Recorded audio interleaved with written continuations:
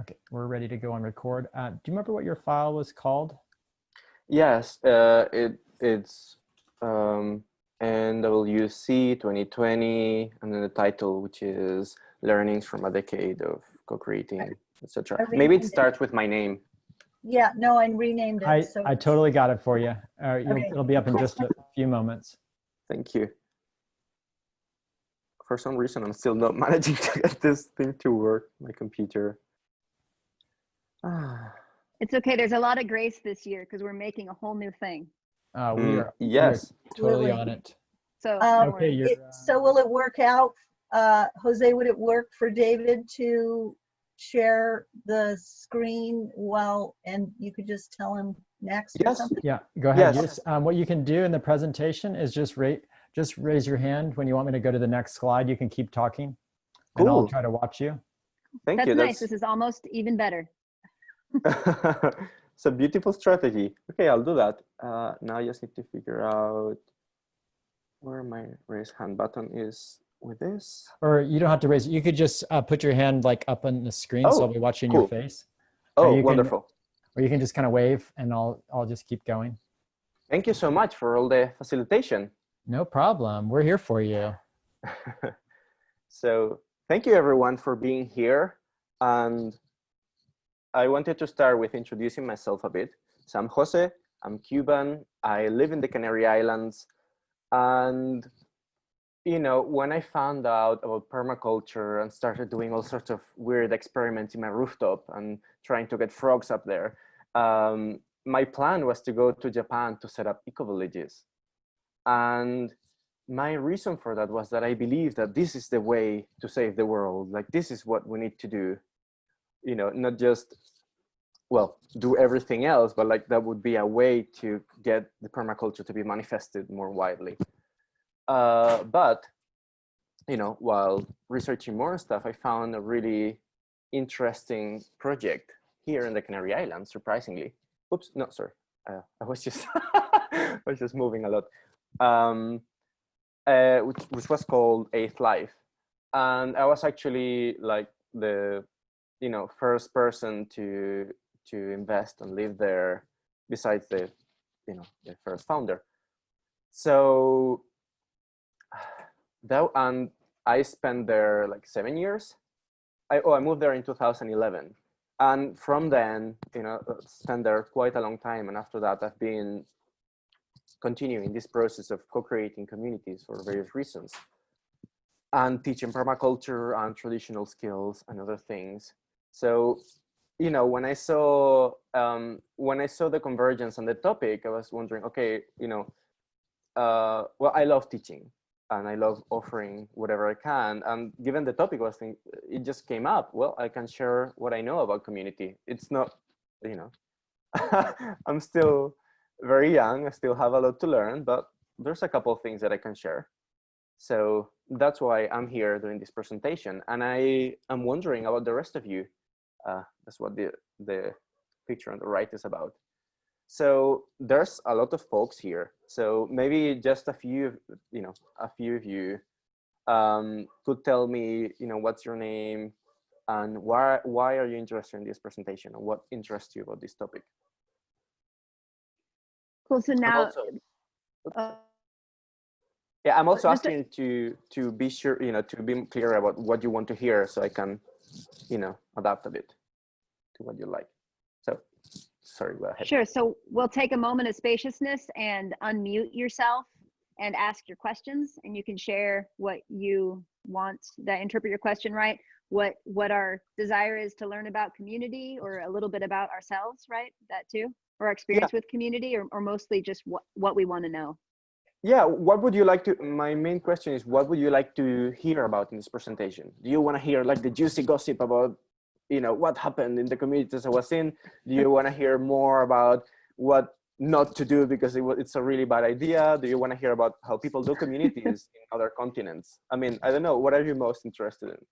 Yeah, I just to kick it off while we ponder that, I've been living in a part of quite a few communities, and I would like to know what specific processes you found the most beneficial to having people feel a sense of place and to kind of get the work done that needs to happen in the space. Mm. Mm-hmm. To piggyback on that question, it's a question I continually ask. I mean, I've actually been to Eighth Life myself as a consultant this past year. And I hope it's the one in Panama, right? Same Eighth Life? Oh, that was the sister. Yes. The sister I was looking for a plant word, you know, like when strawberries make a stolon. Uh-huh. So there's two Eighth Lives. So earlier, yesterday, people might have heard, I was talking about Eighth Life Panama, and it's a great organization down there. It's just really just sprouting. I call it a sprout of an organization. So to piggyback what Shaylee just said, I searched for some of the same questions, and I noticed that as I travel the world consulting as a large-scale permaculture and social permaculture educator, is people are longing to find place and sovereignty, and to become in some ways sovereign enough. And when I say sovereign, it's not possession, but it's just settlement in where we want to call home and grow old. And to have that, we as humans need some sort of security. And how to get that without possession, but also not having a benevolent dictator. So having sovereignty over a space. And I know that there's, as a person who is been in the place of, you know, similar place, it's a hard question to ask, but maybe you have a part of that answer that you've seen that we can add to our answers. And I piggyback on what Shaylee said is basically the same thing, is how do we create that?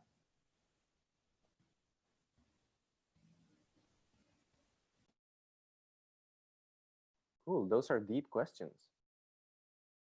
I will be honest and say that I am in the process of, you know, partly what kind of my job in life is now is to figure that out, partially.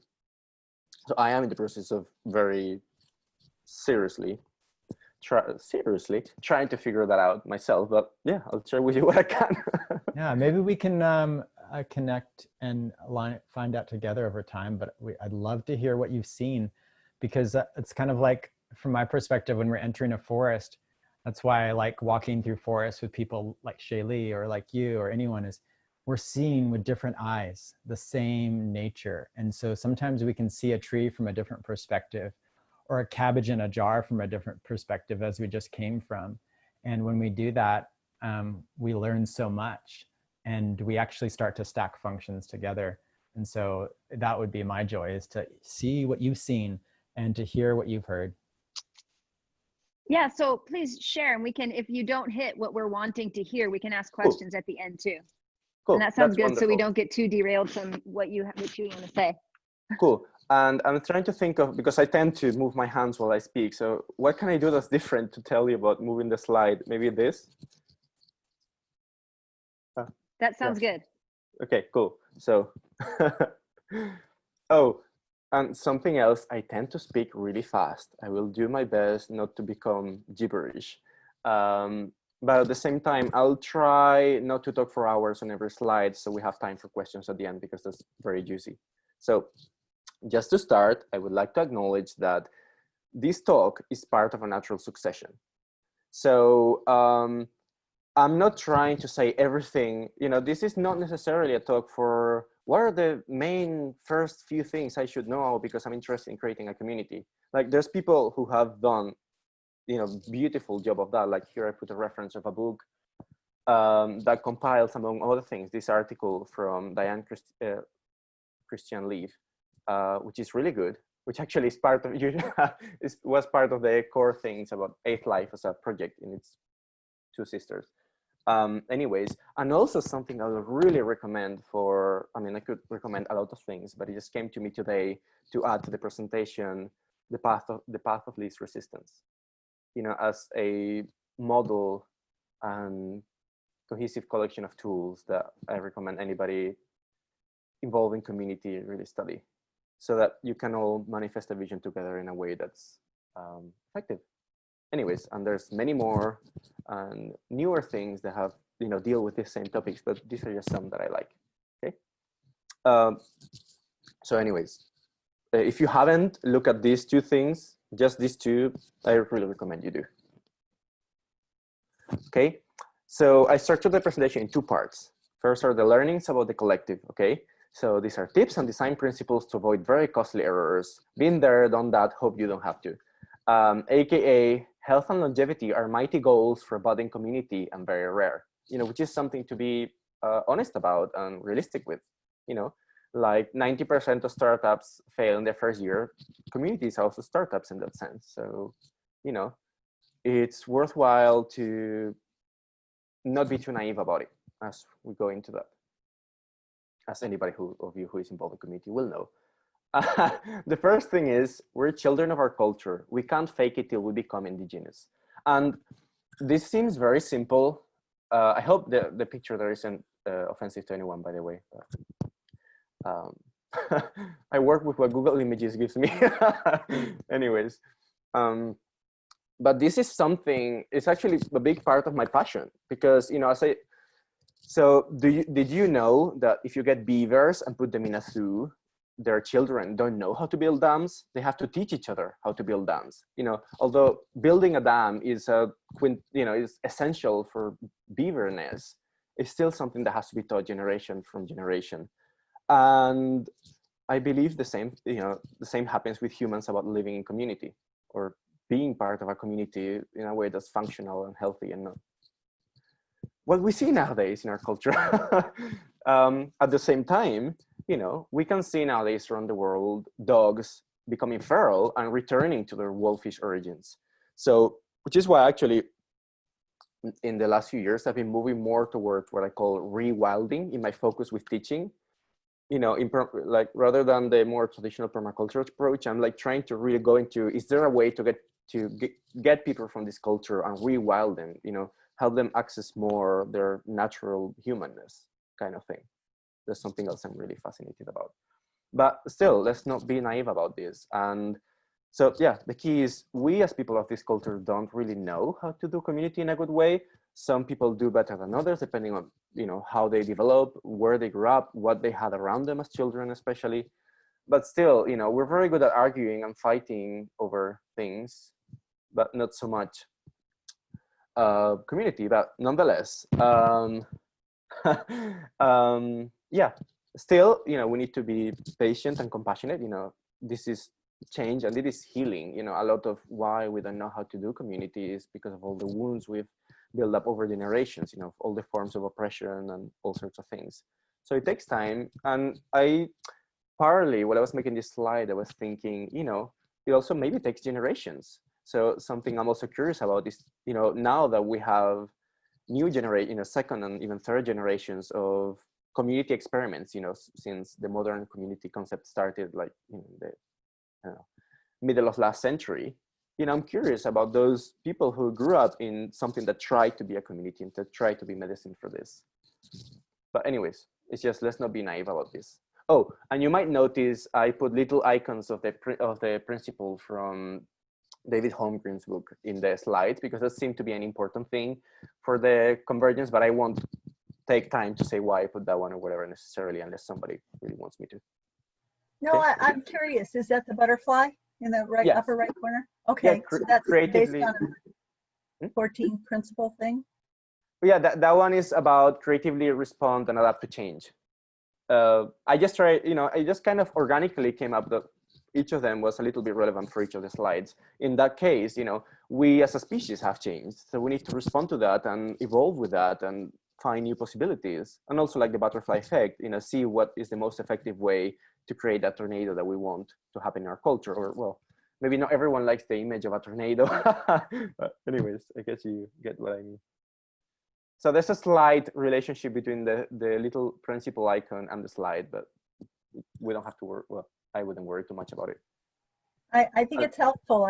I'm still totally trying to absorb the 14 thingies. So a bit about that is great. Okay, cool. I will say though that I'm not a huge fan of them, but I know they're very popular. I am more fan of older schools of, you know, older lists of permaculture principles. But I like them, you know, I'm not saying I don't like them, but I like more You know, I'm not American, but still more is better. Anyways, okay, the next point about community: learn the rules even if you don't like them, and with great responsibility comes great power. Okay, so learn the rules even if you don't like them. Something that I have seen in multiple occasions. I mean, I haven't just co-created a few different communities and lived in them myself. I've also formed relationships with other people and other people from different communities from other countries, or visited communities in the islands where I've lived, and other places where I wasn't in my islands. So, and something I've seen multiple times is how important it is to have in the team somebody who knows all the laws and knows how to deal with them, you know, like, because I'm crappy at that and I'm still paying some of the consequences of that in my life. And like very recently, like a month ago, here in the island where I am, there was this really interesting budding community project that got smashed by the law because they were doing things while there was the lockdown that were illegal, and you know, now you know everything but their learning is lost, as far as I know. I mean, they've learned, we've all learned, but still, you know, like I can't tell you, you know, now that I do have some people who can support me with knowing about laws, and you know, even if I don't follow them necessarily, all of them, because some of them are just, there's no way I'm following that. Still, it's important to know that is there, what the consequences are, what the loopholes are, you know, all of that. You know, we have to use the master's tools to dismantle the master's house. You know, even if we want to change the culture, we need to know how it works. Not, you know, let's not get lost in adapting to it, but you know, anyways. And the thing of with great responsibility comes great power, which touches on what you asked, especially the spin you gave, David. You know, this is something I've seen as well. You know, of the communities I've visited, there's two where I felt the most, you know, like what I perceived is here, if you come as a volunteer, for example, not trying to live there or whatever, you're really respected, really honored. There's this really beautiful experience that I haven't seen in other places. And also for the people living there, there's a peacefulness that I know is not common. And what they have in common is that they don't own the land, they rent it, which is interesting.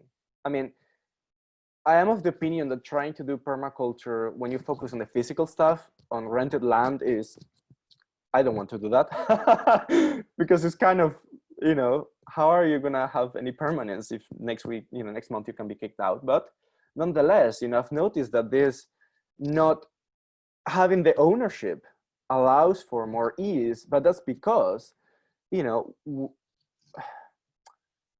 part of the problem of how the, you know, all of us are cogs in the machine, whether we like it or not. And part of that is having to deal with consequences of things like, you know, if something is your private property, what happens there is your responsibility. So, and that's a big challenge, you know, with communities, as you all probably know. You know, what I've seen is that it's kind of, you know, at the beginning, I was in the place where I was before, we had like a strong emphasis on, no, we're going to find different structures that are going to enable us to do what we want. You know, kind of, you know, we want to have our ideal of what we want the structure of things to be like, and we're going to find a way to make that happen within the current legal framework. I saw that fail horribly. So for reasons that I can get into if you want. But, you know, what I've seen is, well, the reality is, as things are right now, you know, whoever owns the land, for example, bears the weight of responsibility. And that's not necessary, and that means they will inevitably be more pointy when they're in terms of decision making. You know, they will care more, they will be more opinionated, they will, but of course they, you know, they do, because they, or, you know, I myself, for example, you know, if somebody is helping with my farm, I am a lot more controlling and judgmental and bad person, whatever. I'm very, you know, and non-violent when it's in, you know, in my home than where I'm facilitating an event somewhere else, because I will have to live with the consequences of whatever they do. So I, you know, I want them to do what I want because I'm the one who has to deal with that. And, you know, in some ways it is not a bad thing, or well, good or bad. It's just not useful necessarily. But that's what happens in a pack of wolves, which are a species, whose society works very similar to ours. The alpha is the one who bears the brunt of the responsibility of protecting the pack, or the one who has to make the most effort in the hunt, but then the one who gets to boss everybody around, So if you have to bear more responsibility, in a way, it's inevitable that you end up having more power. So then, what to do about it? I'm not gonna say what to do about it, but what I'm gonna say is we need to work with what is. It's not a good idea to try to fight too much against what is. So anyways, oops. Okay. Oh, and if any of you have any questions at any point during the presentation, what I think would be best is if you write them in the chat, and at the end we can get to all of them. Because otherwise I might get completely sidetracked, and also so you don't have to keep it in your head. Okay. Then hold your horses and take it easy. This is, were you gonna say something, Shelly? Oh, I was going to say, just don't, at the end, I can read the chat and relay that to you, so you don't have to worry about it too. So thank you. That's a good way to stay on track, because we started a little bit late. You have a lot of good things to say. Thanks. Thank you. So hold your horses and take it easy. This one, I used to be very much in the, living my life constantly worried about the fear that, the world is burning. We have to save it now. We have to solve all the problems now. And other people are not doing it. So I'm going to have to do everything myself. And, we're going to be this community that does all these things and accomplishes all these things that need to happen for the future generations. And I'm too old for that now. And I know that it's a big mistake. Part of why I believe it's a big mistake is, doing things, even if they're very righteous, beautiful, whatever things, out of fear instead of out of love, it's not gonna end up well. Or it's not gonna actually end up creating anything else but more fear. So, and in terms of communities also, for example, there's one that I really like here in this island, and I always tell people about it. And they've been in that land, I think, for almost 10 years now. And they only have 3 families living there. But they've gone super, super slowly. It's like, like the house of cards. The faster you pile up the cards, the more likely everything is to crumble apart, because like I couldn't find an image that was what I wanted, but when you add more elements to a gas or a reaction, the things need to stabilize. You add a new element to a solution, and then things happen. After a while, they come down. Like, let things calm down. There's, just this fear that we have to do whatever now, which is something that, frankly, I fall into all the time. Like last year in spring, I was like, oh my God, I have to prepare all my garden beds now because I need to plant all my trees in the winter. I need to be ready for that, and I have to do it all now. And I've done half of it, and now I'm like, you know what? Maybe I can wait another year to do the other half, because there's other things that need to be done. And what the hell, Because also, maybe I'm not sure, because I switched them around, the slides a bit, but let's see what's next, because it might be related. Well, it is related. Maintaining care requires a lot of letting go. This is a concept that some of you might know, some of you might not know. Chaos is just this beautiful point of dynamic equilibrium between chaos and order. Okay, and it's kind of that's kind of the point where life works. Life is in real life biology, but it's also the point where interesting things happen.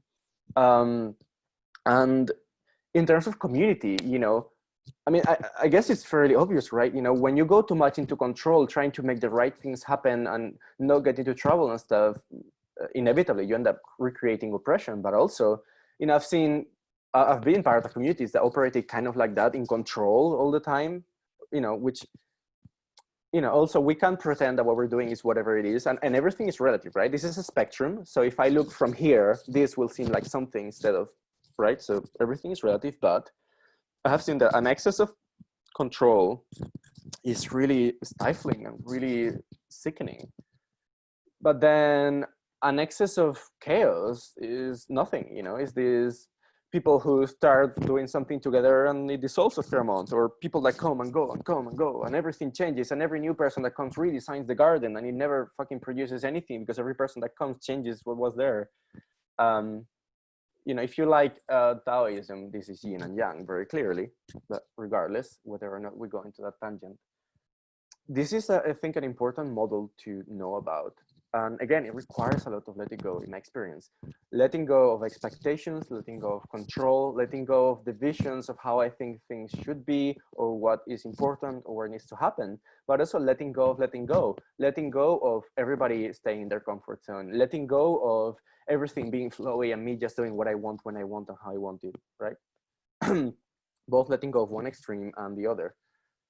And you know, the ideal is this, I mean, the ideal, what happens when you have a group of people with different visions moving in different directions is, in the end, the whole is another organism that has its own vision and its own direction. It's good to be aware of what that is and what's happening in those, so that you know whether that's what you want to be part of or not, or everyone can decide, hey, let's change directions because we're all operating based on things that are not what we want to be operating on. But again, all of that letting go requires a lot of trust. And you know, if there's something I can say about trust in communities, it takes time and it takes investment, whether it's of money or time or energy. It takes investing in each other and taking risks. There's I've heard like putting skin on the game, I think is an expression you have over there, or something along those lines. But you know, yeah, trust is an interesting thing to cultivate. And then keep it horizontal, baby. Don't be each other's teacher, healer, boss, or parent. And I've been guilty of this too many times, and I still am nowadays, but I get better at it. I mean, that's why I put myself there as an example of doing this way too much. And, you know, as you said, the thing of the charismatic leader, you know, sometimes seems like the only option. Sometimes it works, but I don't want to criticize anybody's work in terms of communities. You know, I believe we have a beautiful ecosystem of communities, each fulfilling their own functions in the evolution of humanity. But, you know, some communities that I have seen work really well is because they're very stable, because they follow the model of the charismatic leader. You know, sometimes it works really well, but what I've seen is it works really well at, in the end, reproducing the old models. I mean, it works really well because that's what we know as people from this culture, right? You know, we can easily do what we're used to. But then what we end up creating is just, you know, it's not really a community. It's not really anything new. It's just, you know, the good old Western industrial civilization painted green, or painted whatever the color of community is, purple. Okay. Still, it is perfectly understandable. And then there's something I want to give you this word though, leaderful. Okay, it's something I've heard that's really interesting about leaderful structures. It's very tricky to get to do and to do well, but it's, you know, I will tell you, in my own relationship with my partner, something I have noticed that works really well is being leaderful. Is I am the boss of this and this and this area, you know, like I am in charge of the plants, and I am in charge of the cooking, and I am in charge of health, and you're in charge of building, and you're in charge of the car, and you're in charge of money and whatever. And we don't step on each other's toes, you know, we trust each other to do what we're good at and what we're passionate about well. And then things work. I will say though that, you know, I have had experiences of trying to do this and not working really well, because it tried to be leaderful, but it was really still a charismatic leader. And this is something I have seen in multiple communities, you know, and I get it, you know, we have this idea of what we'd like to do, and we work really hard, you know, to get there, and we fake it till we make it, and we try not to see that we're miserably failing, but sometimes we are, and that's really, you know, it is what it is sometimes. Sometimes it isn't, but yeah. Anyways, I'm trying not to be too long on each one because it's a lot. Okay, now learnings about the individual. So again, these are tips and design principles to avoid very costly errors, because I've been there, done that, and hope you don't have to. But this one is about how not to kill yourself in the process or waste a lot of resources, yours and other people's. And it needs to be fun. You know, and I'm not saying this in the idealistic way of, oh, it needs to be fun, you need to enjoy life. If you're not having fun, you're not doing it right. No, it's like, seriously, if you want it to be sustainable, you can't be killing yourself in the process. I can tell you that. I have a lot of reasons why I believe that. Okay. So anyways, oh, and before I go ahead, let me check the time just to know whether when were we scheduled to end? So I know how much time I have and whether I need to shorten more or... Oh, I can't hear you, Shaylee. Sorry. Shaylee, you're muted. Sorry about that. I was looking at the wrong hour. You could go until 3:30, so you have some time, maybe even later. You could go till 3:45 even if we need to. That's when our next session starts. Thank you. Okay, I'll try to condense.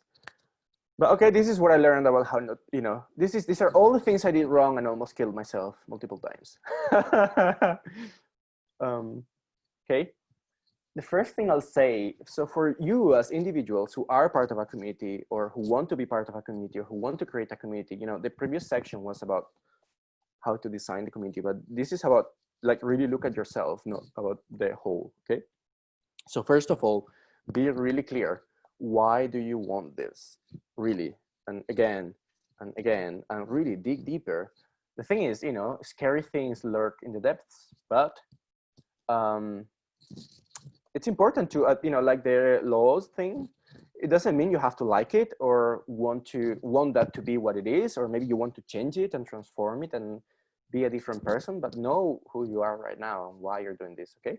Some of the reasons I've seen are unresolved family issues, wanting to have our perfect family that we never had, or being really scared about surviving when civilization collapses and everything goes Mad Max, so we need to band together, or wanted to really work on the evolution of humankind and myself and growing together and whatever.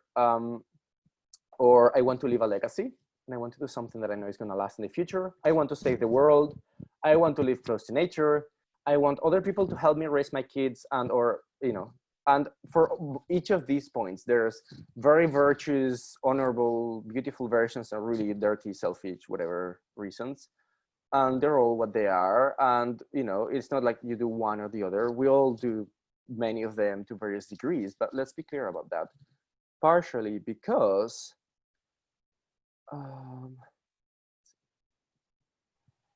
David. partially because this is something I'm very clear about. You know, you need to know your unresolved stories and assume the worst. Whatever you're running from will follow you, okay? And this is something I've seen again and again. I mean, I remember interviewing people to join the EcoVillage I was in before and asking them, okay, what are your worst nightmares? What are the things you hate about your life right now? And I assure you, you will recreate this here. So let's all be aware of that and prepare for it. It's gonna happen. You know, there's no way it's not going to happen unless, you know, until it gets healed, it will be re-experienced. And, you know, because in the end, all we're running from is our shadow, is the parts of us, I mean, not shadow literally necessarily in the psychological sense, but the things that we don't want to look at, that we don't like, that we don't want to be there, that we fear are not accepted, okay? And that often are the stories we got taught when we were very small, and that became our world, whether we're aware of them or not. You know, whether we go from one relationship to, you know, when we go from one relationship to the next, without healing the wounds of the previous relationship, we just recreate the old relationship again with a new color. And this applies both, you know, in couples and also in communities and in lives. And part of why this happens is also because we fit with each other like puzzle pieces, you know, like in the same way that in couples, the people that attract us are the ones that are going to fit with our wounds often. Also in communities, something that happens a lot is the theater of community, you know, how we act, the stories. I've seen this so many times, like other people acting my unresolved stories completely subconsciously, you know, me not telling them that, them not knowing that, and still they're doing exactly the same thing that happened to me when I was 10 or whatever, you know, and in a way, this is something beautiful we do to each other because it helps us to re-experience the things so we can heal them. The thing is, when we don't heal them, serious trouble occurs. And something I would recommend here is, I really like their approach. Imago therapy is focused on this, on, okay, you got, it's usually about couples, but okay, you got your partner who is the perfect person to reactivate all of childhood wounds. That doesn't mean you need to leave them, find somebody else. It's like, heal them together. You're perfect for each other because you've matched in this way. Yes, it's very uncomfortable, but you're the perfect person also to help each other heal. So, and I believe that also can be beautiful applied in community. And I'm curious to hear from anybody who has done this sort of thing. I mean, and succeeded in more than small degrees and little things, like organically as the communities and as the being. I'm really curious to hear stories about this. Okay. What's this principle? It's a road. Oh,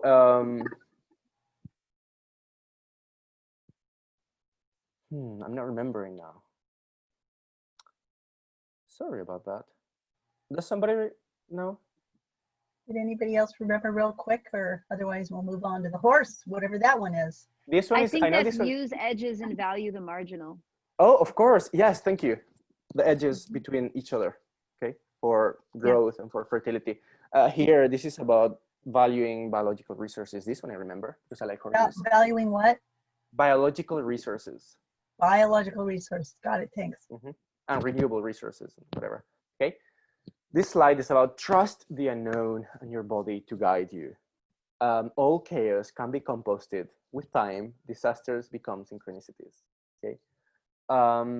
This is one of the slides that's like, this is really something, like the older I get and the more experience I get in this stuff, the more I believe in this. Maybe not for good reasons, but it is what it is. And, part of what this is a medicine for, the key of this slide that I'm trying to convey to you is that, in our culture, we're very, about rationality and mind and truth and hierarchies and all of that. And I mean, in some ways, I believe I'm preaching to the choir here, but as many of us believe in, our bodies are much, way smarter than our minds. Oh, Julie, I think you're saying something to me? Or... Anyways. I love all of your images and would love to take more time to talk to you about why you chose them. Oh, sorry, a previous one, sorry, we didn't. Okay, but anyways, okay. So I will tell you, trust in death, trust in chaos, trust in the unknown. They can be beautiful allies, not kind, not easy, not comfortable, but allies nonetheless. And, like we all know, death is what feeds new life. When the old tree dies, it leaves space for the new saplings to grow up. Also, but, at the same time, I'm not trying to give you easy answers, This is complex. I mean, with none of the slides, but particularly with these last few, I'm telling you what to be aware of and careful with, but I'm not telling you what to do or what is right because I don't know. I can't even pretend that I know and try to bullshit my way into giving you advice, I'm just trying to share what I've learned not to do mainly. And this slide, this image I really like. You can justify anything if you do it poetically enough. And there's a really dangerous side of that. I've done that myself. I've destroyed my health and multiple other things because my mind is very good at justifying things and making up stories. As you can see with me telling you all these stories with just these few random pictures that I got from Google Images, but nonetheless, and a little bit of thought beforehand.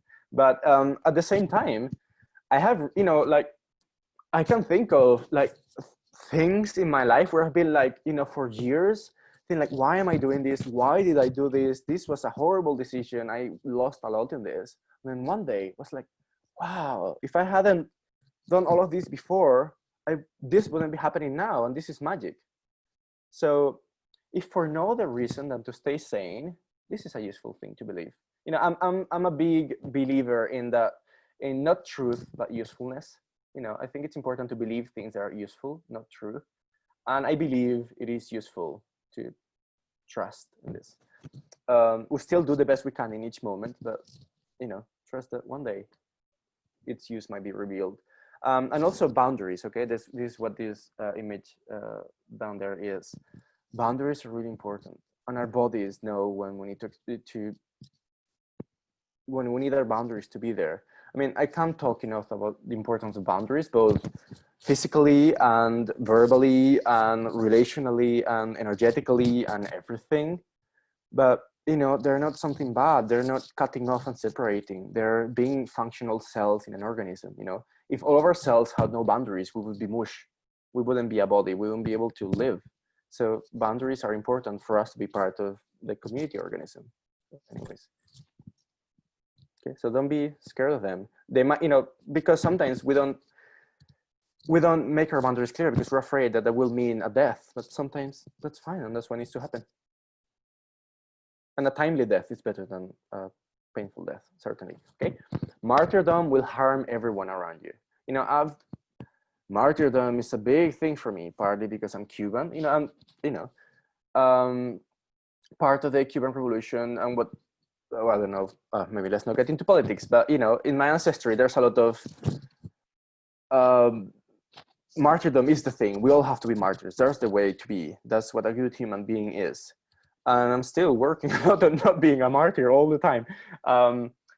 But mainly, you know, something I've learned is that, you know, when I go into martyrdom, it's because I'm trying to make other people happy, and often it just creates more harm. Not necessarily right now, but at some point. So, and if for no other reason that to, you know, like these people shooting Jeanne d'Arc, maybe, I don't know who that is, but I assume that's Jeanne d'Arc. Whoever the person is, if for nothing else, because you're letting the other person play into the role of perpetrator, which, I mean, this is not the best example, okay? It's not like that person there is letting all those people play into the role of the perpetrator, exactly. You know, it's not quite that. But nowadays, often that is the case with our interpersonal relationships. So anyways, if for nothing else, assuming you're not gonna end up being passive aggressive or not having the energy to finish the things you said you would do, or gonna be completely ungrounded, if for another reason that to make other people perpetrators, don't be a martyr, okay? But also, this image of the tree with the deep roots is about this thing. If you want to be a blessing for the world, if you really want to be, to bless everybody around you and what you do with your love, cultivate joy, you know, have health, boundaries, stillness, you know, doing nothing, really important. Humility, peace, self-intimacy, and a good sense of humor, and many more things. But like, you know, I like Taoism. So, you know, going into expansion, into trying to manifest more things and do more things, give things out there when inside I'm empty, doesn't work. It just ends up being worse, you know, like, and I've done a lot of that in activism, for example. I call it now false young activism, you know, working really hard to do the right thing. And in the end, I don't actually do anything useful because I don't have the energy for it, because maybe I don't even have the motivation for it. I'm just trying to do what I think is right, not what my body wants to engage in right now. And what is right now is what is, whatever my mind thinks, actually. One of the slides used to say, you know, whatever theories you have in your mind, listen to your body, it won't lie. Which is a nice rhyme, I think. But anyways, leaving that aside, remember you're trailblazing, so be kind to yourself and prepare to make the most of the fabulous mistakes you'll make. You know, we're creating a new path.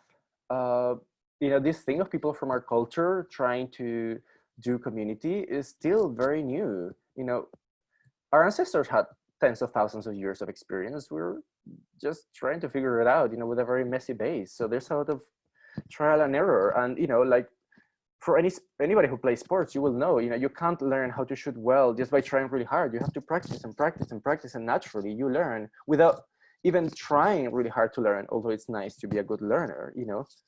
Naturally, we all learn. And we readjust. And sometimes when we don't, life forces us to stop. But even then, you know, I myself have been on the edge of going out like a firework. You know, it's really beautiful thing, but lasts a very short time. And sometimes that is our job in life, and it is fine for some of us to do that. But, you know, we need to be careful with, you know, am I using up all of my life and all of my energy and all of my youth and all of my body's health to do all these things in the world because that's what's mine to do? Or, you know, could I slow down a little bit and, you know, maybe do more things later on? But also at the same time, you know, mistakes are fabulous if we help them be. And, you know, this little thing here is this from the spiral dynamics model of Ken Wilber, you know, from Integral. And something I find interesting about I was thinking about this is, you know, it goes like a pendulum, and each stage has its own messes and horrible things and imbalances, but it's fine, you know. Evolution happens naturally. It is part of how life works. So it's fine that we make a mess, you know. Let's try not to, but, you know, still let's find the beauty in it. That's something I strive to do, you know, to find the beauty in the difficult and painful things. Not, you know, to be spiritual and to be Buddha and whatever, but because it's useful, or at least that's what I choose to believe right now. And that's it. So thank you. And now is the time for me to shut up a little bit and for you to tell me how you feel, what would you like to share, what would you like to ask. And also here you have my website and my contact. And when you send me the recording and I get around to putting it there, it will be on my website as well. I have a section for free sources, which is actually not functional right now. Don't be scared because of that. I'm in the middle of moving platforms with my website, but nonetheless, thank you everyone. May we put this slide show on our processes, our protocol sheet, where we're putting different resources so people can look at it again if they're trying to remember some of the things you said. Yes, yes, yes. Okay. I you know, this is a gift for everyone who's Cool. trying to do community. Thank you. So one question was if you could share some of the other design principle type lists or resources that you have. Oh, well, I will recommend, in terms of just permaculture design principles, right? Yeah, or that heart. You said that you don't necessarily like these 12 principles the best because there's others. What sort of wisdom? Well, I have my own kind of list, but it comes mainly from so my branch of the great tree of permaculture, I come from the branch of integral permaculture, which is permaculture trying to go back to its roots and whatnot.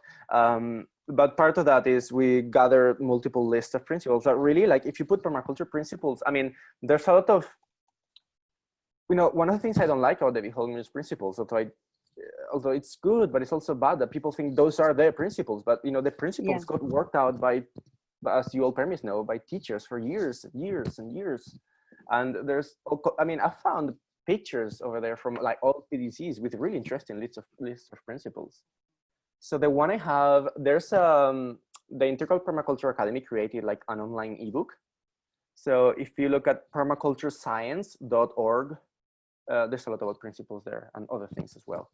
There's lots of permaculture resources there, but there's some lists. And that's at integralpermaculture.org?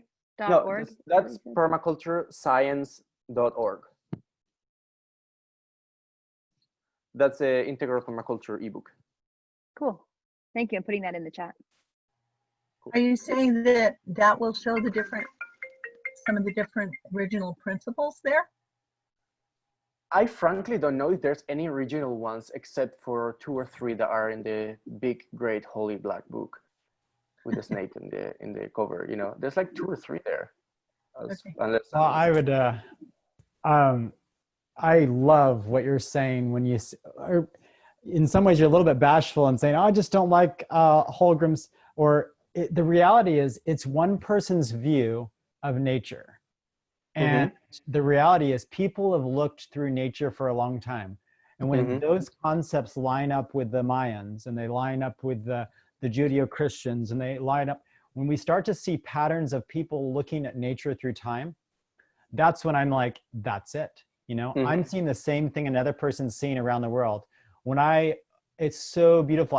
One example is when I was at 8 Life Panama, I was sitting there explaining, and I don't speak Spanish well, so I had an interpreter, and I was trying to communicate some of my processes. And when that person realized that their grandmother had said something similar, you know, or there was a light that came on, that I wasn't teaching them a white man's thing.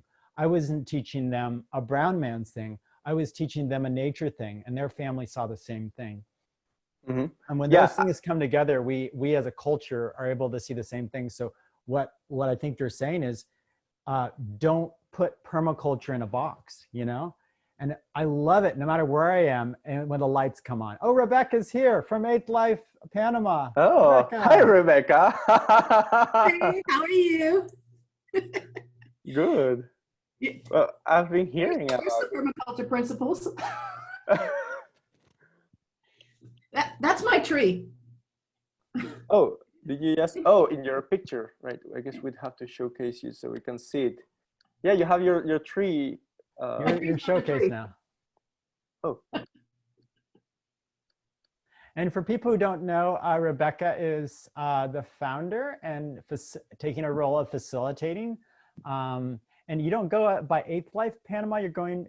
What's your total title now? Well, 8th Life Panama is the project, right? Okay. Casa Ubuntu is my house where I'm living right now. Okay. I do call it Casa Ubuntu because I stopped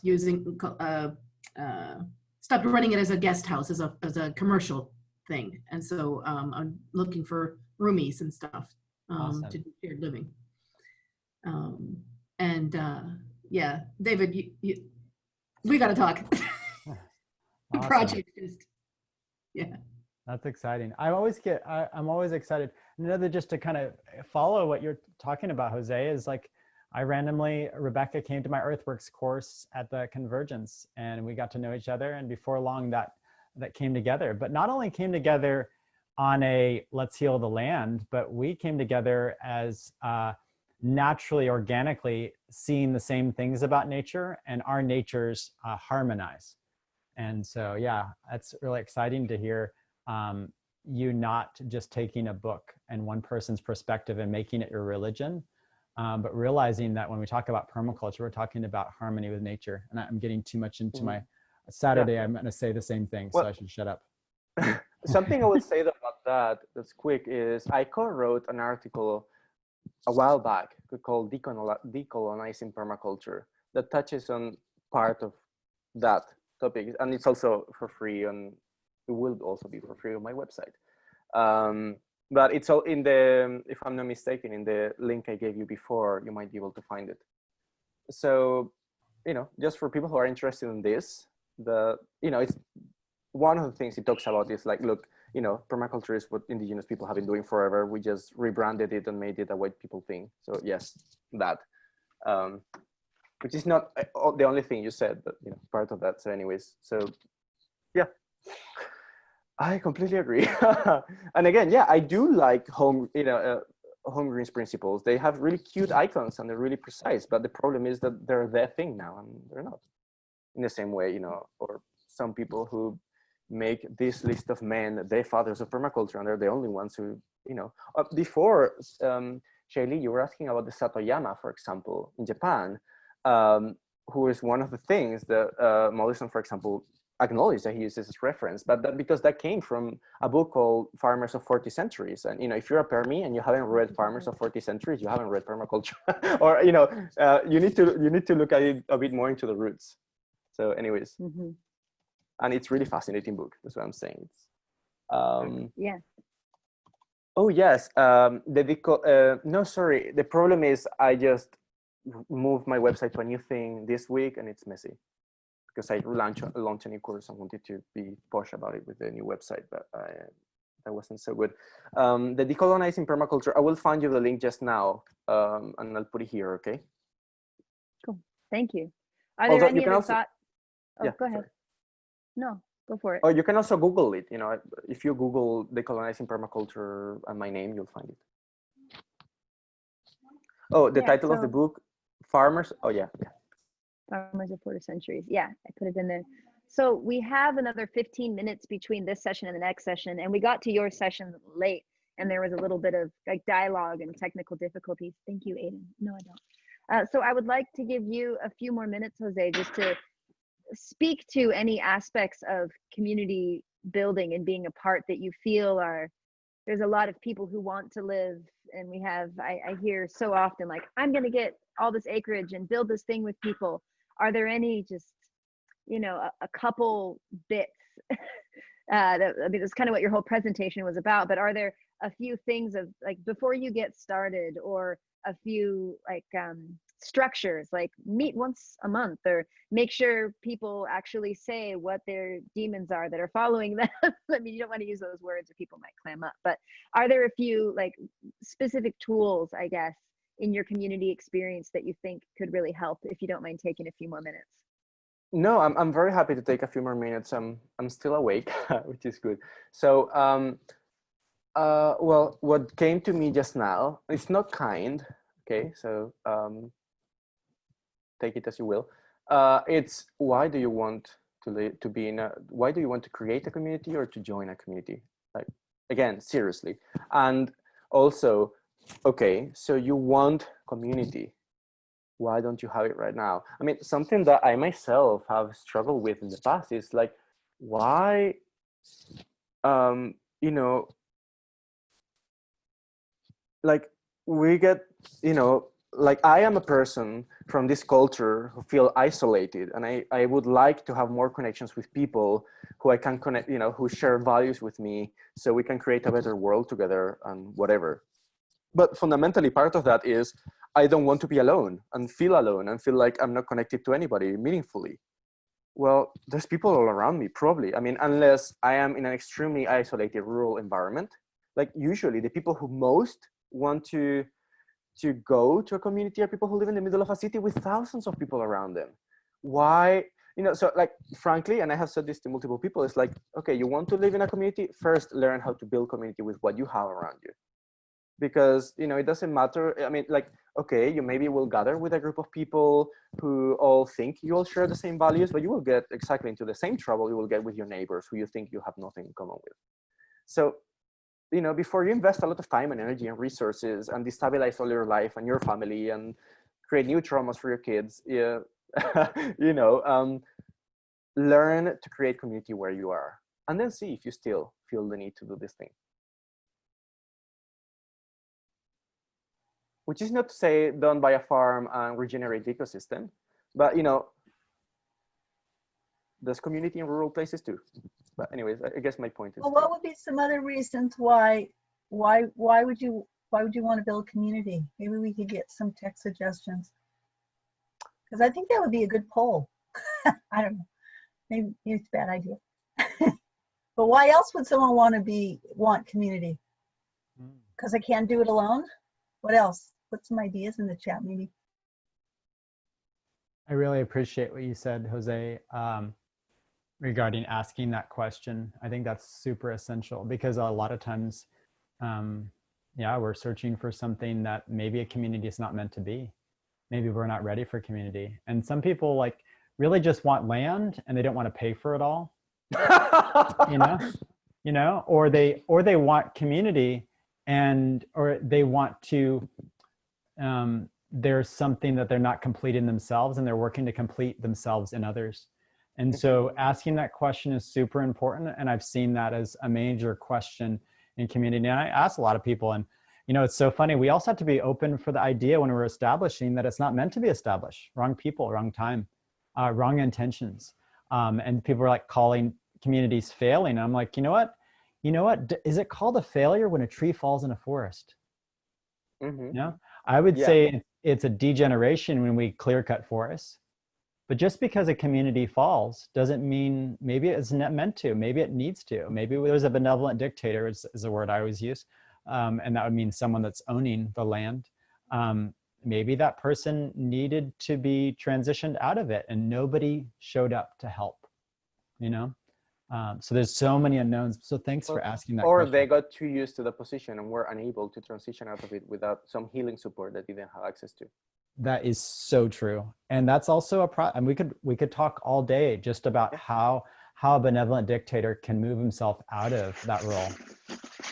But, you know, something I will say is, you know, for me, looking back to, you know, my teens when I decided to I mean, my original plan was to go to Japan and get Sotoyamas, you know, get all the abandoned villages that were working that way and create eco-villages all over Japan, you know, as only a teenager would think of doing.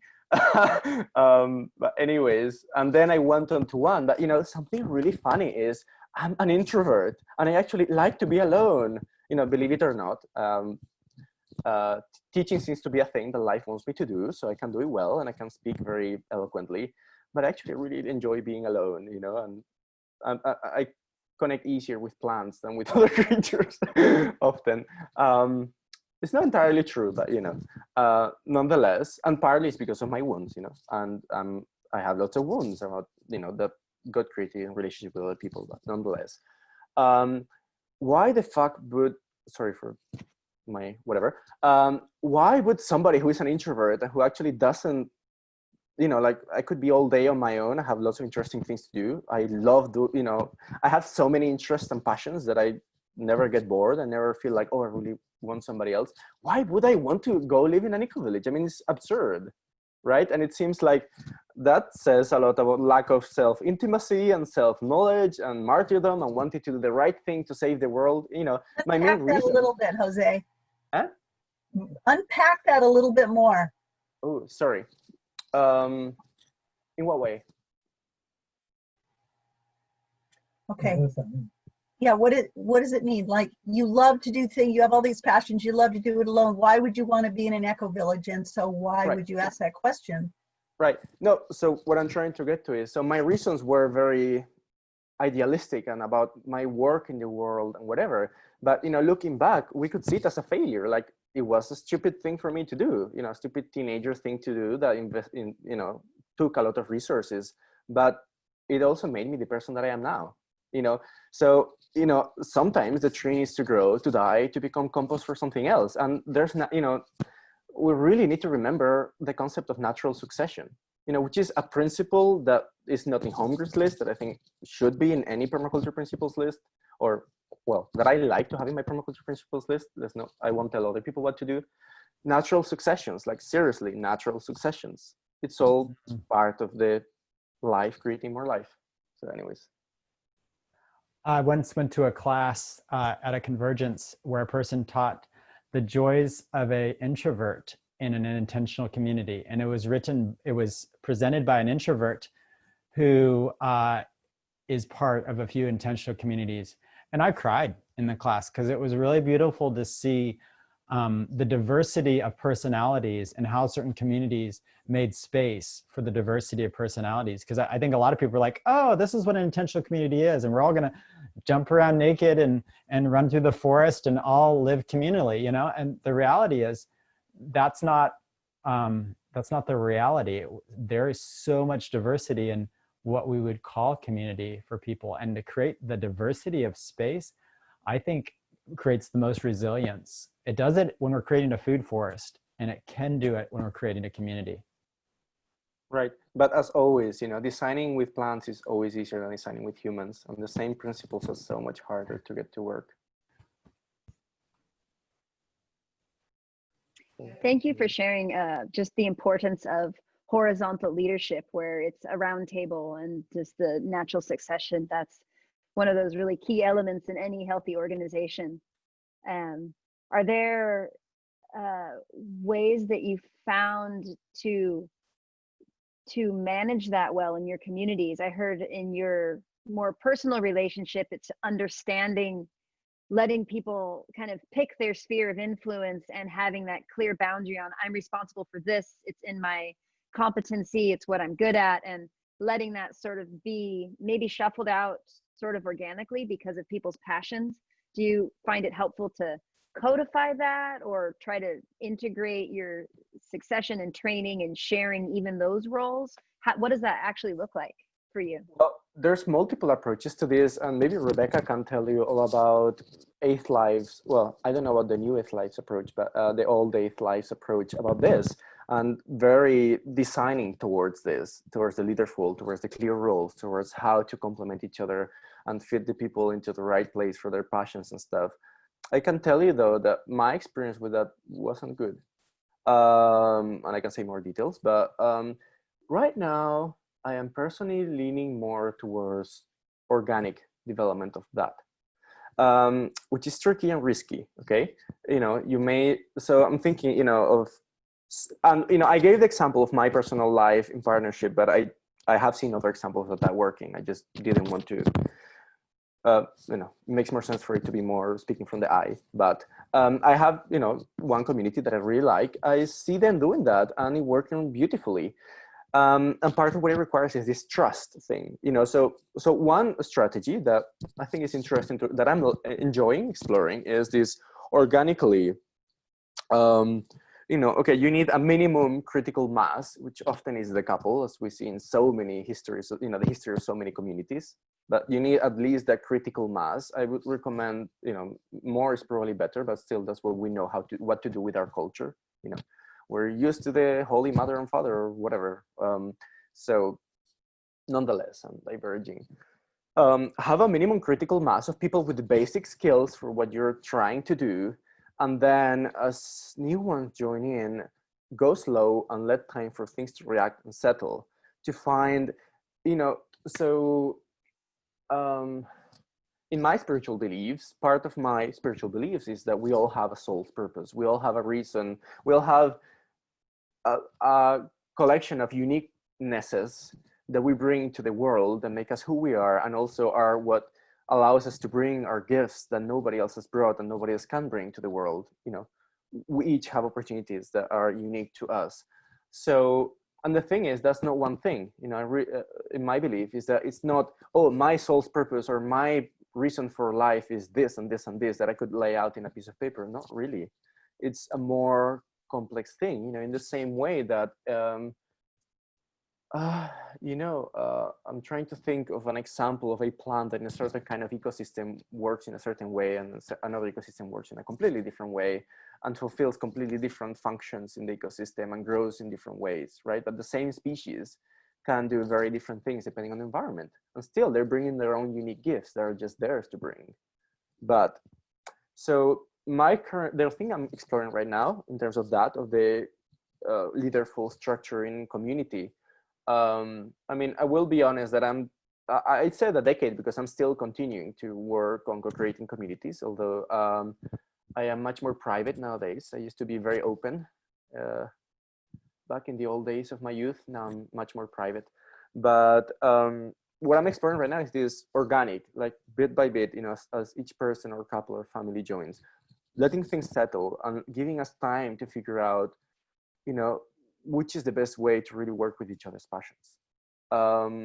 And I'm a really strong believer nowadays in you need to do what you're passionate about.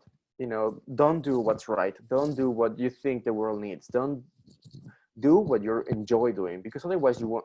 I myself have so many times done the thing that I thought was right, that I thought others wanted me to do, blah, blah, blah, but it wasn't what I really wanted in my body to do. And I usually did it very poorly, or did it half the way or whatever. So, I've wasted enough time and energy, mine and other people's, with that I'm bored with it, So.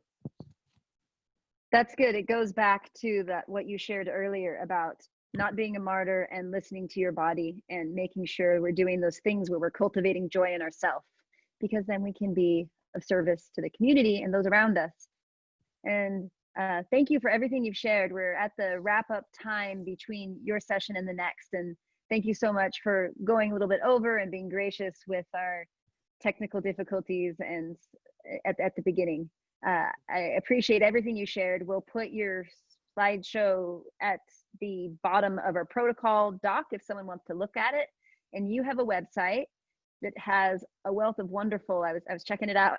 I like what you share. There's a lot of great resources there. I encourage everybody. I think it's White Wind, right? Yeah, White Wind. Yeah. Well, pronounce it whatever way, but yeah, I think you put it there. How do you pronounce it? I pronounce it White Wind. White Wind. Cool. Yes. White Wind. And I explain the way the website explains why. Anyways. Okay. Thank you so much. There's just one thing I would like to say, which is, I remember back at the beginning when I was in permaculture, in the old days life, in the Integral Permaculture Academy, we did conference after conference where we focused on this that you're doing right now. we put so much effort and love into using the technology we have so we can save on international travels, so people can connect more locally. You know, that is like seeing, you know, people do that now. It's like, gosh, thank you for doing it, you know. Finally. So Wonderful. I mean, like, there was a convergence in Spain not so long ago, and I couldn't be there because it was only physical. So thank you for trailblazing this. Let's hope that every convergence does this. Yeah, yeah, we're happy to share what we're doing with anybody who's doing any events. I appreciate the tools we have together. It's very much doable on a shoestring budget of people who are happy about what they're doing. This has not been emotionally depleting for the organizers, and we're able to be very inclusive to people who can't come because of money or health or pandemics or the fact that they don't want to fly across the world and feel guilty. So thank you. And now we'll turn it over to Matt and Riddy for their discussion, which is titled Permaculture Placemaking and Our Social Responsibility. So thank you for being here. And just on our technology end, if